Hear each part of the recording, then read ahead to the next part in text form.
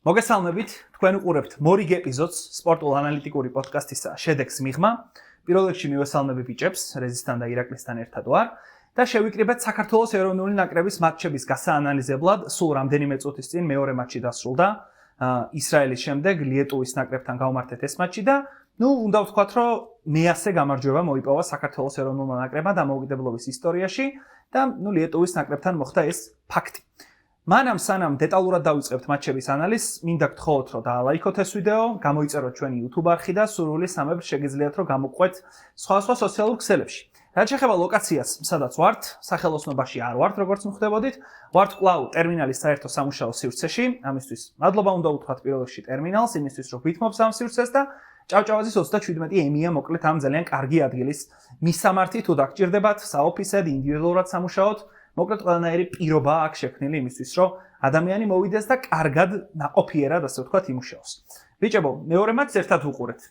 პირველ მატჩზე რეზი საერთოდ მოედანზე იყო, თამაშზე იყო, ესწრებოდა, იქაც ნახავდა დარწმუნებული ვარ. კი. და მოდი დავიწყოთ. რეზისთან ერთად უყურებთ სახში. დავიწყოთ სხვა რეზისთან. მივხვდით. დავიწყოთ ისრაელთან მატჩის ანალიზი, ასე ვთქვათ, ვიგებდით 2-0 და შემდეგ საკმაოდ დროის მოკლე მონაკვეთში ისრაელმა მოახერხა ის, რომ გაგვითანაბრა და რა ვიცი, შეიძლება იმის თქმაც, რომ მოგებასთანაც კი იყო ახლოს ისრაელი, იმიტომ რომ იყო ერთი ეპიზოდი, როდესაც პენალტი არ დანიშნეს. რომელი დაიწყებთ? იქ იყო და მოყვეს ეს.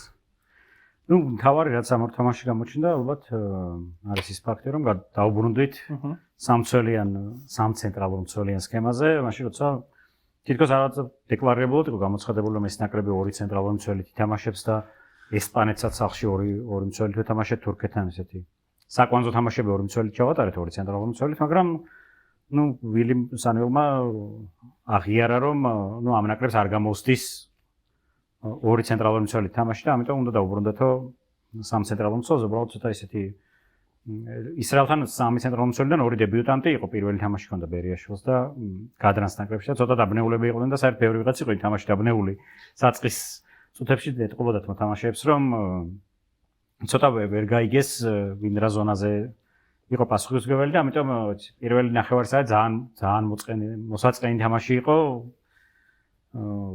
სტადიონზეც იგრძნობოდა ეს ატმოსფერო, რაღაც ცოტა ისეთი სიჩუმე იყო თამაშის მიმდინარეობისას და შემდეგ უკვე იყო ლოჩოშვილის მომენტი, მე კვარას გოლი, შემდეგ მეორე ტაიმში კვარას გოლი, ზუსტად ჩემს წინ იყო მაშინ გოლი გაიტანა და ამის შემდეგ უკვე ისრაელმა უცებ გაათანაბრა და უკვე ცენტრს ძალიან მარტივად გადიოდნენ, დიდი ხანი აკონტროლებდნენ ბურთს ჩვენ საჯარიმოსთან და თითქოს თამაშის ბოლოს რაღაც ერთი მომენტი ჩვენ შევქმნით, მაგრამ თუ ისრაელი უფრო დამაჯერებლად გამოიყურებოდა ვიდრე საქართველოს და ეგ ძალიან სამწუხაროა.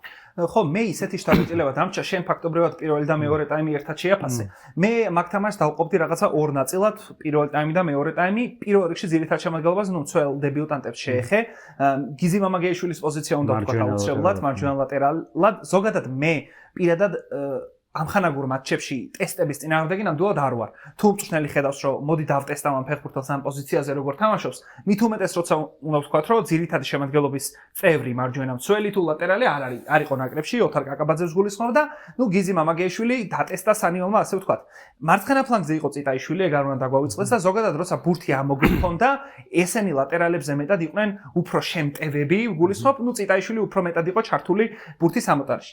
მცველებთან დაკავშირებით სამწუხაროდ მიუხედავად იმისა, რომ თაობათა ცვლა წავიდა უკვე ცენტრალურ მცველებში, თავარი პრობლემა მაინც რჩება მთავარი პრობლემად, გულისხმობ, ბურთით მოთამაშე ცენტრალურ მცველები სამწუხაროდ კვლავ გვიჭირს და ამის საპირწონედ რაც განსაკუთრებით გამეკვირდა იყო ის, რომ ოთარ კიტეიშვილის პოზიცია იყო 10-იანი, თავიდანვე ესე გამოცხადებულად, ფორვარდების უკან თამაშობდა და სკრინებშიც ამოვანათებ, ფაქტობრივად მე-13 წუთის, მე-17 წუთის და 25 წუთის მომენტებია ეს სკრინებში, რასაც ეხლა უყურებთ და კიტეიშვილი საერთოდ არ ღებულობს მონაწილეობას ბურთით ამოტანაში. რაც უცნაურია ჩემთვის, იმიტომ რომ ანზორ მექვაბიშვილი და ნიკა გაგნიძე ცალსახად არიან უფრო საყრდენი სტილის ფეხბურთელები, ნახევარმცველები და ბურთით ამოტანა მათი უძლიერესი მხარე არ არის. საპასუხოდ აქვე ჩავსვამ ჩეხეთთან მატჩის სკრინს, აი 4-1 რომ მოუგეთ ჩეხეთს და იქ კიტეიშვილი არის ფეხბურთელი, რომელიც ყველაზე ახლოს არის დაცვის ხასთან და მეკარესთან.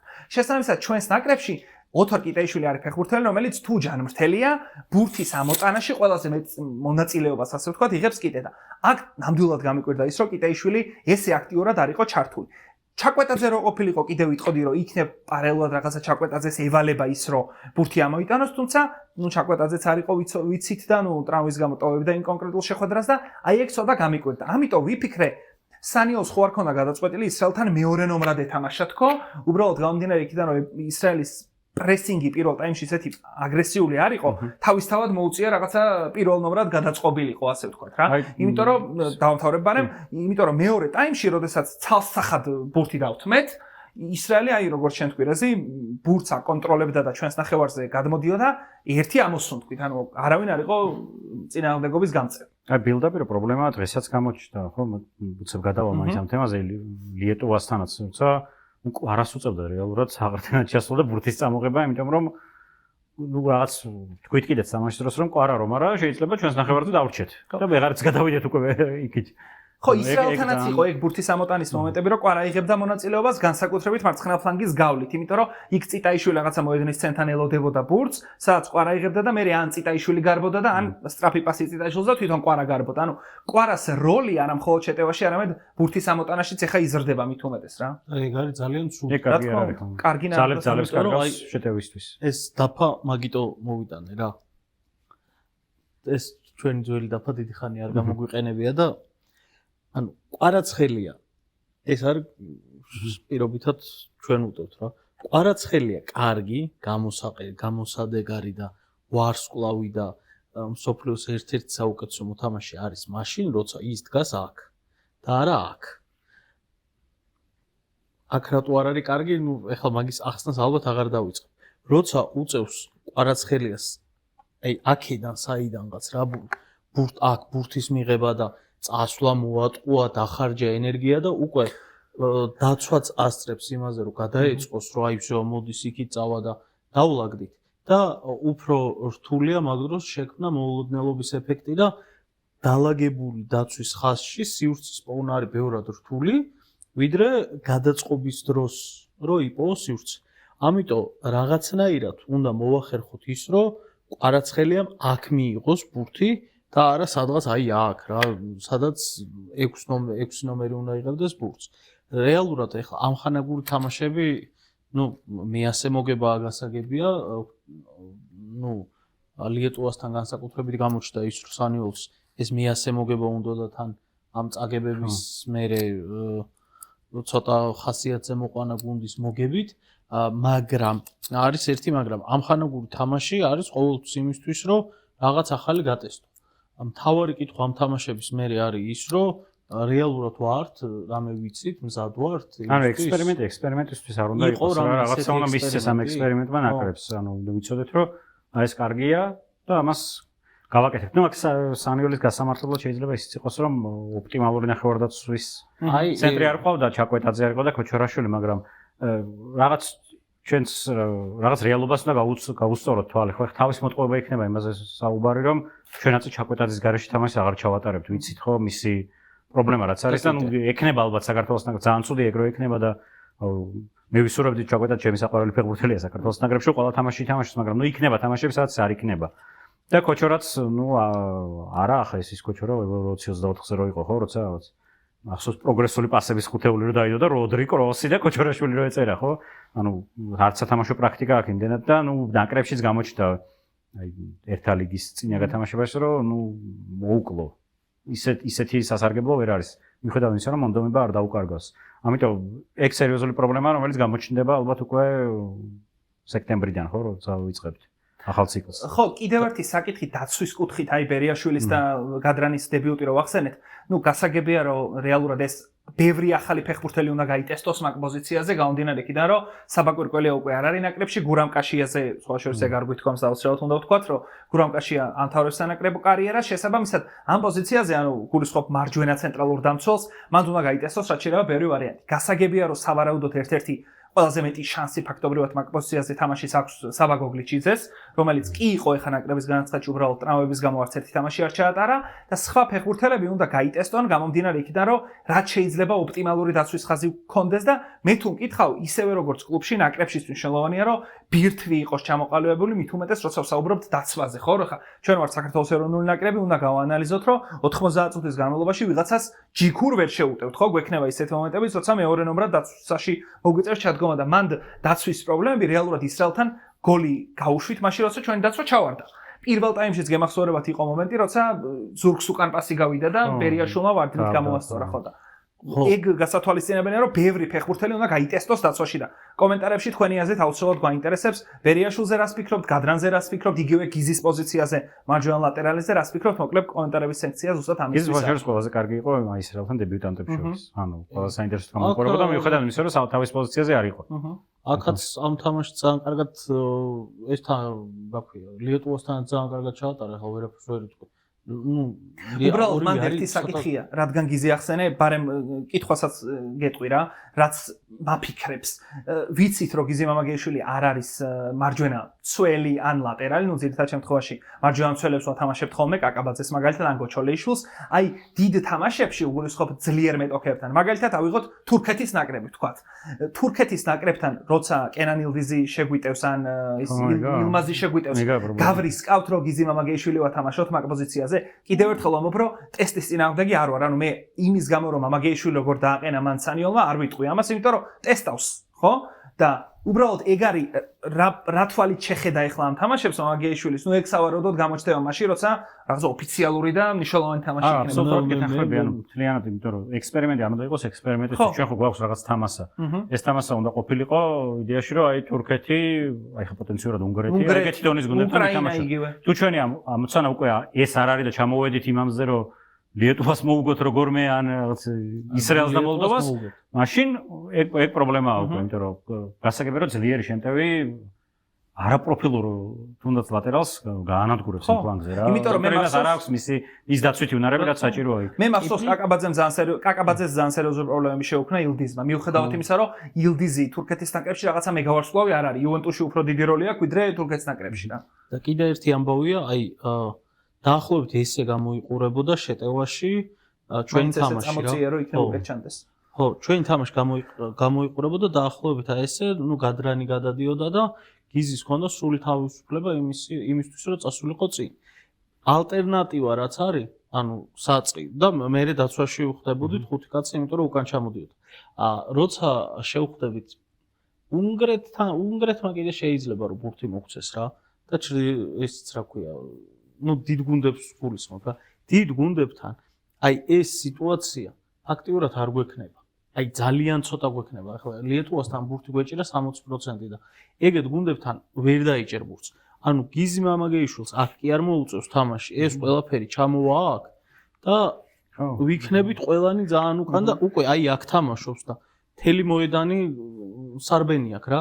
შეტევაში რადგან ცენტრში ვერ ვიჭერთ რა არ ყავს ახლა მე ძალიან მომწონს კიტე ქოჩორა ჩაკვეტაძის ტრიო, მაგრამ მაინც არა ეგ ის ტრიო ალბათ რომ პროფილებიდან გამომდინარეც კი მაინც არა ის ტრიო რომ პირობითად რაღაცა ისეთ უნგრეთს ბურთი დაუჭირონ და ჩავი ინიესტასავით უკატავონ აქეთ კი ჩავი ინიესტას თავიდან ნუ შედარებით სხვასავით რა და შესაბამისად აქ თუ ბურთი არ გაჩერდა აი ეს ბურთი იყოს მოდი აქ თუ არ გაჩერდა ეს ბურთი გიზი მამაგეიშვილს ფიზიკურად რო არ ექნება იმის რომ ავიდეს წინ აი ეს ეხლა დაფაზე მარტივია მაგრამ 60 მეტრია რა და ეხლა 60 მეტრი გაიქეცი ოკეი ფეხბურთელია გაიქცევა მაგრამ აქ უცებ თუ დაიკარგა ბურთი ამ 60 მეტრს უკან გამოგცევა უნდა და აქედან ბევრად მარტივად მოვა და ზონა რჩება ცარიელი რა ამიტომ არ ვიცი ანუ უნივერსალიზაცია კი არის ტრენდი ფეხბურთში მაგრამ რაღაცა სპეციალიზაცია მაინც დარჩა რა ანუ როცა არ გითამაშია ანუ ერთიან ლიეტუვასთან როცა შემფლობ ბურთს და შენი სხვა უნარები ჭირდება და მაშინ გასაგებია ხო ანუ ყველა გუნდი ამას აკეთებს რა ვისთანაც როცა იცის რომ ავტობუსთან უწევს თამაში უფრო გახსნილი გუნდი თამაშობს მაგრამ როცა შენ გიწევს დაცვაში თამაში იქ არაპროფილური ფეხბურთელია თავის პოზიციაზე სხვა უნარები სჭირდება, სხვა ცოდნა სჭირდება და თუ არ ხარ მოზესი და კონტე არ ყავს წვნელი. ერთადერთი ან ზაპაკოსტა. ხო, ზაპაკოსტა. კიდე ერთი საკითხი რაც აუცილებლად უნდა ვახსენოთ, სხვა შორის მაშინ როცა ისრაელთან მატჩის ძირითადი შემადგენლობები დაიდონ, მე არ ვიყავი თამაშზე და სახლში ვიყავი ასე ვთქვა და ნუ საფეხბურთო ჯგუფებში ახლა რაშიც პრინციპში ყველა ვარ და სხვა შორის ჩვენ ჯგუფში შეგიძლიათ რომ შემოგვიერთეთ. ძალიან დიდი უკმაყოფილება წამოვიდა ძირითად შემადგენლობაზე. აი ზუსტად იგივეზე, აი წიტაიშვილი, მამაგეიშვილი და ასე შემდეგ და ასე შემდეგ. აი მაგ საკითხს მინდა შევეხო რაჭილში, იცი? ზოგადად ნაკრები არ არის უთამაშებელი ფეხბურთელების ადგილი. პირიქით, ფეხბურთელები თამაშობენ იმისთვის, რომ კლუბებში უგულისხმობ, რომ ეროვნულ ნაკრებში მოხვდნენ და არ გამკვირვებია ის რომ სანიოლი რაღაცას ეძებს ამ მარჯვენა და მარცხენა ლატერალებზე, იმიტომ რომ არც გოჩოლეიშვილს და არც აზაროვს სამწუხაროდ კლუბებში არ აქვს სტაბილური სათამაშო დრო. გაიგე და როდესაც შენ ოფიციალურ თამაშებს ხვდები, მაშინ ყველაზე მნიშვნელოვანი არის სათამაშო პრაქტიკა. ეხლა მამაგეიშვილს და წიტაიშვილს მაგალითად აქვს სათამაშო პრაქტიკები საკუთარ გუნდში და მადლობა ღმერთს რომ ის დრო წარსულს ჩაბარდა, როცა 25 კაციან განაცხადში სანაცხადი ვრცელდებოდა საქართველოს ნაკრების და 17 მათგანს უგუნდოდ ეწერა. თუ გახსოვთ ეგ, ან ყველაზე უკეთესი შემთხვევა იყო მოსკოვის სპარტაკში თუ თამაშობდა ზოგიერთი ქართველი ფეხბურთელი და ნუ იმაზე კრასნოდარზე და სპარტაკ ნავჩიკზე არაფერს ვამბობდა. ეხლა ძალიან დიდი კონკურენცია არის. მიუხედავად იმისა, რომ პატარა ქვეყანა ვართ, კონკურენცია არის და ანუ ნაკრებში თამაშობს ის ფეხბურთელი, ვისაც მეტი სათამაშო დრო აქვს. ამიტომ ეგ კრიტიკულად მნიშვნელოვანია რა. სანიოლი ეძებს იმ ფეხბურთელებს კონკრეტულ პოზიციაზე, ვისაც მეტი სათამაშო დრო აქვს და ნუ იქ აზაროვის ძირითადში არ ყოფნა ისრაელთან, გოჩოლეიშვილის ძირითადში არ ყოფნა, ამით ვცდილობ რომ ავხსნა, თორე რაღაცა განაცხადი. აზაროვი დღეს ათამაშა. ხო, აზაროვი დღეს ვნახეთ მაგალითად. ანუ სანიოლი ზოგადად მაგარ შარშია რა, იმიტომ რომ ისეთი გუნდი ყავს, რომ აი ვერ ჩამოყალიბდები, აი რაწყობით უნდა ათამაშო ეს ნაკრები. ანუ მიქაუტაძე კვარაცხელია ყავს ისეთი, რომ ეგრევე შეტევაზე გაგირბის თვალი, ხო? 4-3-3 უნდა დააყენო. მე ნახევარდაცვას რო შეხედავ უკვე 4-3-3 მომენტ შეიძლება და მე დაცვას რო შეხედავ, არა 5 მცველი მჭირდება და რავი, თუ მოვიტყუებით და 12 კაცი თვითამაშებთ და 5-3-3 დავაყენეთ და თუ ვერ დაგვწეს მაგაში მაგ შემთხვევაში მიქაუტაძეც უნდა ვისაუბროთ. უბრალოდ ბოლო კითხვა, სანამ ისრაელთან ვისაუბრებთ, რეზე შენ ლაივში რო ნახავდი, მაინც შენ კითხავ რა. ხვიჩა კვარაცხელია მინდა, ხვიჩა კვარაცხელიას თამაშზე და განსხვავებაზე, რომელსაც მოედანზე ქმნის, უნდა ვთქვათ მე მგონი აუცილებლად, იმიტომ რომ კიდევ ერთი ნაბიჯი გადადგეს დღევანდელი მატჩის შემდეგ, უკვე მიქაუტაძემ და კვარაცხელიამ, როცა უახლოვდებიან შოთი არველაძეს რეკორდს და ხო, ეგ უკვე იმაში ვთქვათ ლიეტუვასთან თამაშზე და ხვიჩა ისრაელთან სუპერ პერფორმანსი და ორივე ისეთი სუპერ გოლი გაიტანა თან, ანუ ინდივიდუალურად ქმნიდა ამ გოლებს პირველი პოზიციურ შეტევაში, აი ფლანგიდან რომ წამოიღო და აიკიდა მთელი დიაგონალური დრიბლინგის შემდეგ რო შეაგდო, მეორე გარდამავალი ეპიზოდი იყო ესეთ კონჩეტების წყალსი და იქ უბრალოდ თან მაგრად შეასრულა და უბრალოდ დღესაც ხო ვისაუბრეთ ამაზე, რომ ეს არ გახდეს ძალიან დიდი პრობლემა, როცა შეტევაში ერთი ოფცია არ დაგვრჩეს. იმიტომ რომ რაც არ უნდა გენიალური იყოს ეს ოფცია, თუ ერთია მოწინააღმდეგე მიცის რა, რომ ეს აჩერებს. საფრთხე საიდან მოდის და ძირითადად იმ ზონაზე აკეთებს. ნუ ისედაც ხა ყველა მიცოდა საქართველოში მინიყო მთავარი საფრთხე, მაგრამ რაღაც დახმარება სჭირდება და ამიტომ მინდოდა და მიქაუტაძე საუბარი დღეს დუბლიკში ასრულა, მაგრამ აუცილებლად. ნუ ბოლო თამაშებში ერთა ლიგიდან მოყოლებული და ისრაელთანაც მიქაუტაძე აშკარად რაღაც ამოვარნელი გოლებით იყო, რომელსაც მომენტი არ ექნებოდა. დღეს იყო ორივე გოლი გარდამავალ ისევ კონჩეტევაზე და ნუ იმაზე რაშიც მიქაუტაძე ერთი რომ პენალტი თვითონ გამოიმუშავა და მეორე შორეულ ძალთან გაიხსნა და იქ ჩახურა პასი. ეგ ძალიან მაგარია, მაგრამ რაღაც ისეთ თამაშებშიც აი ისეთი ვითარება რომ ან ვაგებთ და გოლი გვაქვს გასატანი, ან რაღაც პოზიციურ დაცვასთან გვიწევს თამაში, მიქაუტაძე თითქოს გვეკარგება. და ვერ ზოგადად მომენტის შექმნა მიქაუტაძემდე მიტანა ჭირს რა. მომენტის შექმნა ბურთის მიტანა გვიჭირს მიქაუტაძემ. ანუ საერთოდ ბურთად თამაშობს რა, რა ვიცი. ჯერ ეხლა ძალიან ახალი დამთავრებულია თამაში და ესე უცბარუც ეს სტატისტიკასაც მოიძიო თუ ეგ არ დაგვეხმარება. დუბლი შეასრულა და მაგრად მაინტერესებს რამდენი შეხება ქონდა ბურთთან. აი, დაიწყო იმან უკვე ჩვენ გავაგრძელოთ. ხო, არა, იცი როგორი რაღაცა ქნა ის მემი როა. Hold my beer. ხო, არა, ანუ ბოლო თამაშებში ანუ გამოჩნდა ეგ პრობლემა, რომ რაღაც თითქოს მიქაუტაძე, რომელიც უნდა იყოს ერთ-ერთი მთავარი დამრტყმელი ძალა ჩვენი ნაკრების, ნუ -1 გვყავს რაღაც. ნუ აქ უფრო ვიხსენებ წინა ერთა ლიგას და ისრაელთან ამას რაც ვნახე, იმიტომ რომ ისრაელთანაც კი საგოლე პასი გააკეთა, მაგრამ ეგ ისეთ საგოლე ბუსკეტს მარებას გაუკეთა მესის ეგეთ საგოლე პასია. ხო, იქამ შემოგვაშველა უბრალოდ რაღაცა რომ ვახსენოთ გიზი მამაგეიშვილის ნახვა ჩემთვის საინტერესო იქნებოდა რვიანზეო და უბრალოდ რვიანზე მეტი კონკურენციაა ნაკრებში რა და აი გიზის რამდენად შეიძლება რომ რვიანი ითამაშოს რვიანსა და 10-იან შორის სადღაც ალბათ ისრაელთან შეეძლო, იმიტომ რომ არის ყოჩაკოთაძე და ხო, უბრალოდ სანიელმა ცალსახად თქვა რომ მე მარჯვენა ფლანგზე მინდა ამ კაცის და გატესტვა და პრინციპში ძნელია და იმაშვება რა ქვია მის გადასაწყვეტია. მოდი კაუნასურ მატჩზე გადავიდეთ ნელ-ნელა, მანამდე კი კიდევ ერთხელ მინდა გთხოვოთ რომ ლაიქები არ დაგავიწყდეთ აუცილებლად. ჩვენი YouTube არხი უნდა გამოიწეროთ და გამოყვეთ იმისთვის რომ აი თამაში დასრულდა 15 წუთის წინ, ალბათ ჯერ კიდე სტადიონზე არიან ფეხბურთელები და ჩვენ უკვე ვსხედვართ და მუშაობთ იმაზე რომ რაც შეიძლება ცხელ-ცხელი ინფორმაცია მოვიტანოთ თქვენად. ლიეტუვასთან მატჩში შევაფასოთ. გასაგებია რომ კარგია რომ მოვიგეთ. ხო, უბრალოდ ისრაელი უფრო საინტერესო იყო, იმიტომ რომ ცალსახად უკეთესი გუნდი. ანუ ლიეტუვაზე რა ვიცი კომენტატორებმაც გამოცხადეს რომ რაღაც საშინელი სტატისტიკა აქვს, რომ ბევრი თამაში წაუგიათ. არ ვიცით ახლა ეგ ნაკრები. არ არის ახლა ეგ პირველი სპორტი იმაში ლიეტუვაში ფეხბურთი და გასაგებია რომ დიდ ყურადღებას არ აქცევენ, მაგრამ ის გამოჩნდა რაც გრიზლიმ თქვა მატჩის დასაწყისში, პოდკასტის დასაწყისში, რომ კრიტიკულად მნიშვნელოვანი იყო ნაკრებისთვის, რომ მოგება იყო, ხო, თავი და ამიტომ იყო ძირითადი შემადგენლობა და კვარა 90 წუთი მოედანზე და სანამ მიქაუტაძეც მანამ სანამ ანგარი თამაში არ გაკეთდა უკვე შედეგი და ასე შემდეგ ძალიან კარგია რომ მოვიგეთ, უბრალოდ რაღაც ეს არ იყო საუკეთესო თამაში არ იყო საქართველოს ისტორიაში კი არა, კარგი თამაშიც არ ჩანდა რა დიდი ხნის განმავლობაში და ეს გოლებიც ისე ინდივიდუალური კლასით პირველი გოლი მიქაუტაძემ გააკეთა და ისევ იყო ეს აი კონჩეტებებზე, რაც კონჩეტები გვექნება და კარგია რომ ამას ის ფეხბურთელები ყავს წინ, რომელსაც ამ კონჩეტებისგან რაღაც გაკეთება შეუძლია, სახიფათო მომენტის გოლის თუ გამომუშავებული პენალტის თუ ასე შემდეგ, მაგრამ სხვა მხრივ იყო ისე რა კვარა ჯარიმა, კვარა ვიღაცას მოატყუებს, ერთი კაცის გუნდად არ გადავიქცეთ. მაგის გვეშინია. ისე ერთი ამბავია რა, კვარაცხელია კაპიტნის სამკლაურთ, საერთოდ სხვა მოთამაშეა რა. ჯერ ეს ერთი ხო კიდე უფრო მეც დარბის მე მგონი. კიდე უფრო პასუხისმგებლობით ეკიდება, კიდე უფრო ისე მიდის რქებით შეტევაში, კიდე და თითქოს უფრო მეც ამწოვებს და უფრო მეც ლაპარაკობს რა. მაგრამ ისთვისაც მეორე გოლის მერე რომ შემოიკრიბა. შემოიკრიბა ერთი და მეორე რომ მიქაუტაძესაც რო დაუთმო პენალტი.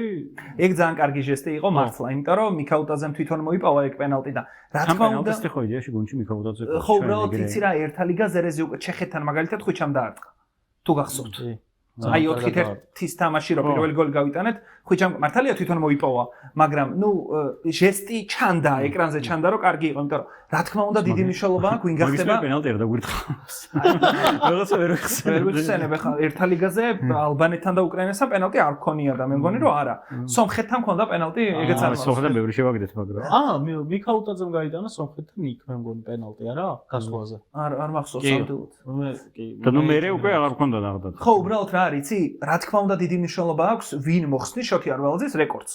და ის ფაქტი რომ აქ გუნდის კაპიტანი უთმობს იმ ფეხბურთელს ვინც მოიპოვა, ძალიან დასაფასებელი რაღაცაა და ისიც თქვა ბარემ რომ მიქაუტაძემს ამ მომენტისთვის აქვს 23 გოლი, ხვიჩას 22 გოლი და შოთის გემახსოვრებათ რომ 26 გოლი აქვს და მოკლედ 1-3 აკლია, მეორეს 4 აკლია და ვინ დაასწრებს შენი აზრით.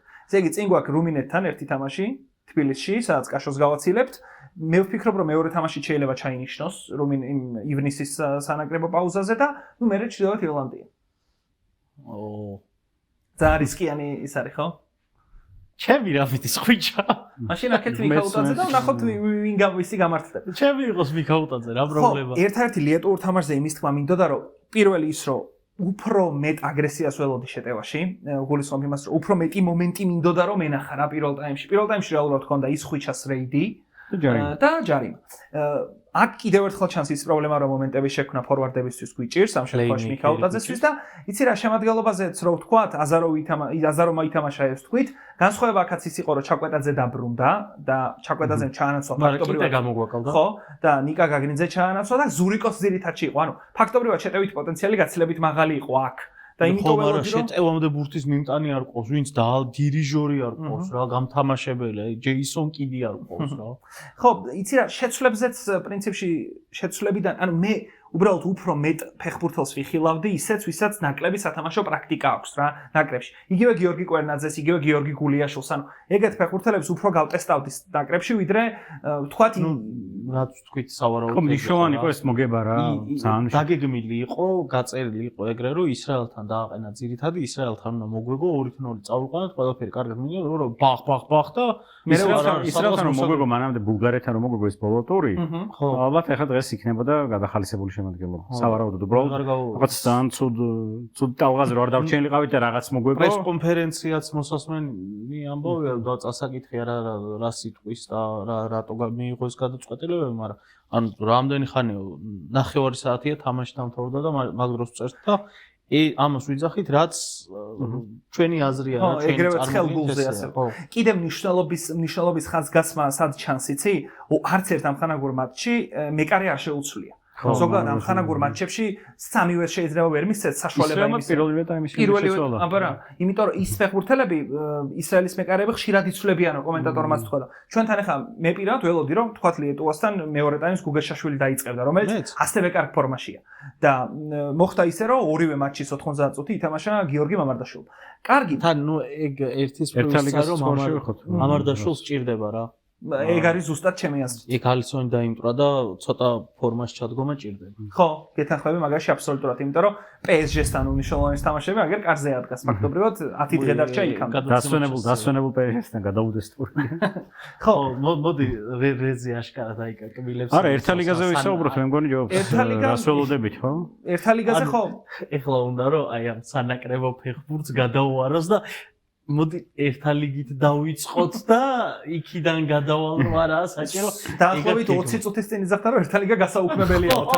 მაგითო გამიგვირდა. ხო, რეზი სანაკრებო ფეხბურთის ზოგადად დიდი კრიტიკოსია, მიუხედავად იმისა, რომ საყვარელი ნაკრები უფრო ყავს ვიდრე კლუბი, მაგრამ მოდი მე მანამდე უბრალოდ ნახე როგორ ზის. მე ისი თქვა მინდა, იცი, ერთა ლიგა არის ძალიან მნიშვნელოვანი ტურნირი ჩვენნაირი ქვეყნისთვის რა და რატო ევროპის ჩემპიონატზე გასვლის შესაძლებლობა აქედან გვაქვს და უკვე გავცე DC-ს გავცდით და უკვე რთულია რა. ხო, მაგრამ ნუ ვილისანიოლზე მინდა ვთქვა, ანუ ამ ორ მატჩში როგორ შევაფასებთ ვილისანიოლს?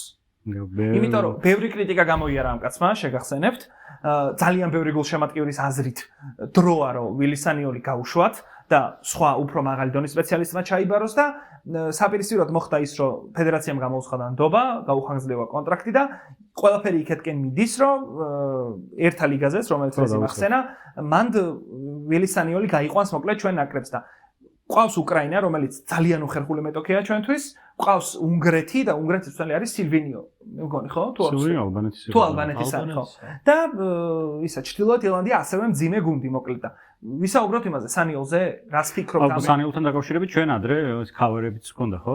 თამბნეილები რომ სანიოლი უნდა წავიდეს და ვიცი, ამ ორმა თამაშმა მე არ შემიცვალა განწყობა, რომ სანიოლი უნდა წავიდეს, იმიტომ რომ აი პროგრესს მე ვერ ხედავ ნაკრების თამაშში, ანუ რა პრობლემებიც იყო, ის პრობლემები დარჩა.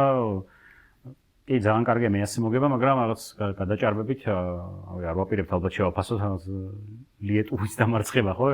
ეგ არ უნდა იყოს ჩვენი საზომი იდეაში, უფრო მაღალ საზომებზე უნდა გავდიოდეთ, ანუ პრობლემები ისევ რჩება, გაუგებარი ექსპერიმენტებია.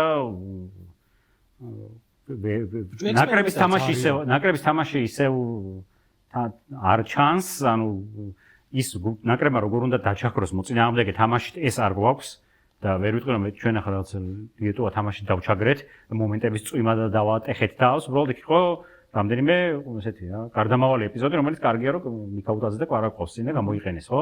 ეს ეპიზოდები, მაგრამ ვაღაც უიმედოდ ყოფნასაც არ ვაპირებ, ახლა უიმედობა საერთოდ არა, კარგი რაღაც, მაგრამ დიდი ოპტიმიზმი ამ ერთა ლიგის მომავალი ციკლის მიმართ, რომელსაც როგორც თქვი შენ სანიოლი გაუძღვის ისე სანიოლი გაუძღება ნაკრებს, ალბათ ვერ გვექნება. კიდევ ერთი საკითხი, რასაც აუცილებლად უნდა შევეხოთ, არის ზოგადად ბუნებრივია, რომ ძალიან ხშირ შემთხვევაში ჯოხი ტყდება მწვრთნელზე, გარდა იმისა, რომ ხა ფეხბურთელი ზოგადად არია ალბათ რა ვიცი 50 ფეხბურთელი, რომელიც ნაკრების კანდიდატია, ვიღაცა იქნება გუნდში, ერთ კონკრეტულ მატჩში ვიღაცა არ იქნება, ხო? მწვრთნელის დამოკიდებულება ნაკრებისადმი მეორე საკითხია რა, ძირითად შემთხვევაში გულშემატკივარი პირველ რიგში ბრაზდება მწვრთნელზე, როცა თამაში არ არის კარგი. ისრაელთან თამაშის შემდეგ, რაც საკმაოდ საეჭვოდ მომეჩვენა, ასე ვთქვათ, იყო სანიოლის კომენტარი, თუ ნახეთ, ანუ თამაშის მერე თქვა, რომ მეორე ტაიმშიო ვერ მივხვდიო, რატო თამაშობდნენ ფეხბურთელები ესე სწრაფადო. ანუ უფრო დაბალ ტემპში რატო არ თამაშობდით, ეს ვერ გავიგეოდა. ნუ ეს ისეთი რაღაცა, ისეთი შეკითხვა რა ტემპში ითამაშებს გუნდი, არის პირველში მცველმა უნდა უპასუხოს ამ შეკითხვაზე, ხო?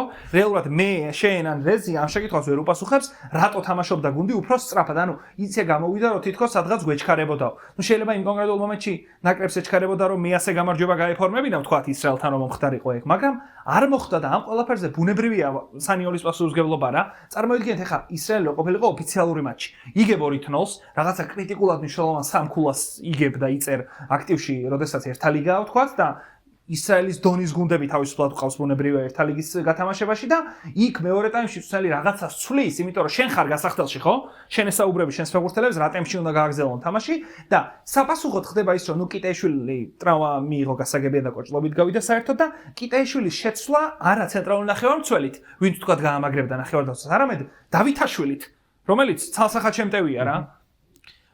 ნუ სანიოლზე ხო ძალიან ბევრი ვილაპარაკეთ, ბევრი იაღლიში ქონდა, ბევრი რაღაც გამოუცდელობით დაშვებული შეცდომა ქონდა და მე მგონი სანიოლი უნდა წავიდეს, არა, მაინც უნდა წასულიყო რა.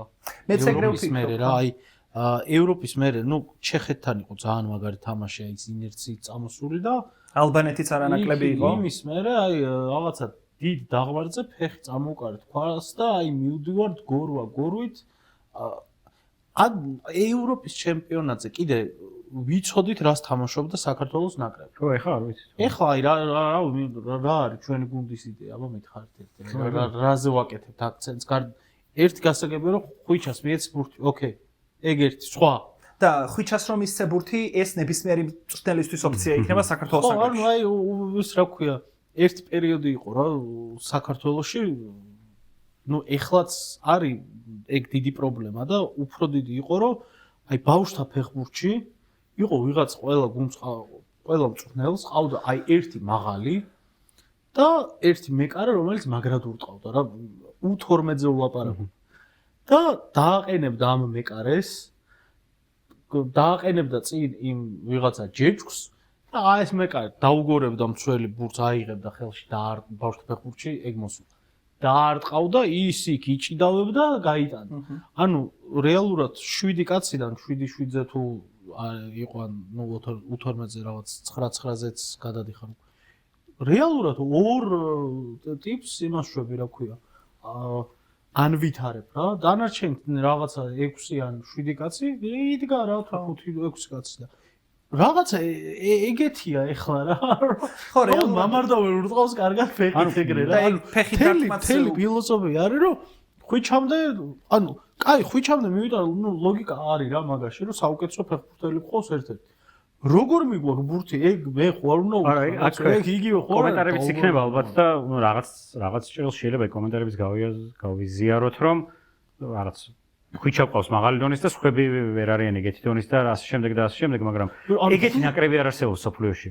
საფრანგეთის სუპერშეტევა ყავს, მაგრამ ნახევარდაცვი ყავს და ინგლისსაც მაგალითად რაღაც პროფილის მოთამაშეები ყველა ნაკრებს აკლია. შეიძლება ესპანეთი იყოს, რომელსაც რაღაც საერთო საფეხბურთო კულტურა აქვს და რაღაც იდენტობა და რაღაც სხვა ტოპ ნაკრებებზე მაქვს საუბარი, იმას ბრაზილიის ნაკრებს არ ყავს, ფანგის მცველები და რაღაც ეგეთი იმაზე მიდის. არგენტინის მინუს არ ამბობს მაინც. არგენტინას ყავს, არგენტინას არ ყავს ეგეთი შემადგენლობა.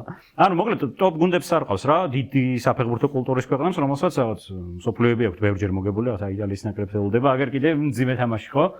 ანუ ეგ ყველგან აქ უბრალოდ პრობლემა ისაა, რომ რაც გვაქვს იმ რესურსებს უკვე ოპტიმალურად ვერ ვიყენებთ, ანუ როცა ნახეთ რომ ამ გუნდს მეტი შეუძლია, ეხლა ხედავთ რომ ანუ რაც ვახსენეთ ხო ჩვენ პრეტენზია უნდა გქონოდა ეხლა რომ აი თურქეთი, უნგრეთი, რაღაც ევროპის რაღაც ტიერ მეორე დონის გუნდებში ვიყოთ, აი B ჯგუფში ვიყოთ საიმედოდ და ნუ უკვე ვიფიქროთ რაღაც ადონის გუნდებთან ჭიდაობაზე ხო? აი ადონის გუნდს ვეთამაშეთ ესპანეთს, კი გასაგებია რომ ესპანეთია, მაგრამ ესე უიმედოდ ესპანეთთან არ ვაგებდით ჩვენ თამაშებს. ესპანეთს ამბობ ის არეზი რეალურად ჩვენ თურქეთთან გავნადგურდით. თურქეთთან გამოჩნდა ეგ ყველაზე კარგად რა. ჩვენ თუ გვაქვს პრეტენზია იმაზე რომ აი ევროპის ჩემპიონატის თურქეთთან მატჩი გაიხსენეთ რა, ეგ იყო ტოტალური იღბლობა რომ ეგ თამაში წავაგეთ ჩვენ იმდენად კარგად ითამაშა ნაკრებმა და ევროპის ჩემპიონატიდან 6 თვე იყო გასული და თურქეთთან უშანსოდ გავნადგურდით ორივე თამაში. ვილისანიოლი მოვიდა ეროვნულ ნაკრებში მაშინ როცა და დასაფასებელია ეგ რომ საქართველოს რაღაცა უბედნიერესი წლები არ ქონდა, გაგვიყვანა ევროპის ჩემპიონატზე.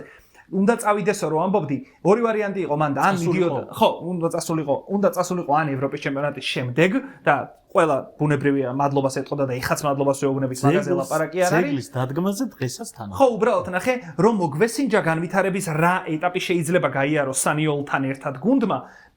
მაგნაბიჯი გადავდგით რეალურად. ფედერაციამ ეგნაბიჯი გადადგა. რომელიც იყო ერთა ლიგა. ისე დაიწყო ეგ ერთა ლიგა, რომ იმედებით ვიყავით, იმიტომ რომ ორი ტურის მერე 6 ქულა გქონდა.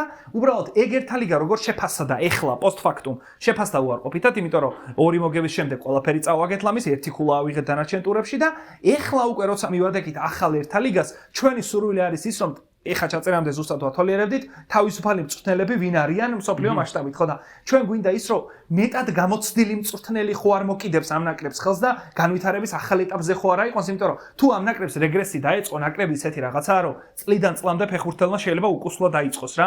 მიუხედავად იმისა, რომ ხვიჩა კვარაცხელია ღმერთის წყალობით, რა თქმა უნდა, პროგრესს გააგრძელებს და სასწაული ფეხბურთელი უნდა გახდეს, აქეთ ვინაუბავს მხარს. იმიტომ რომ მარტივად შევხედოთ ხო, აი ევროზე თურქეთს ვეჭიდავეთ, რაღაც თანაბარი თამაში პორტუგალიას მოუგეთ, კი, ვითვალისწინებ ყველა იმ ფაქტორს, სატურნირო მოტივაცია რაღაცა და ბოლო თამაშებში წავაგეთ ბულგარეთთან, ვერ მოუგეთ ისრაელს სახში და ძლივს მოუგეთ ლიეტოვას, ახლა და ლიეტოვა რა ადონია, ხო, ალბათ სომხეთი სადღაც ეგეთი, ხო?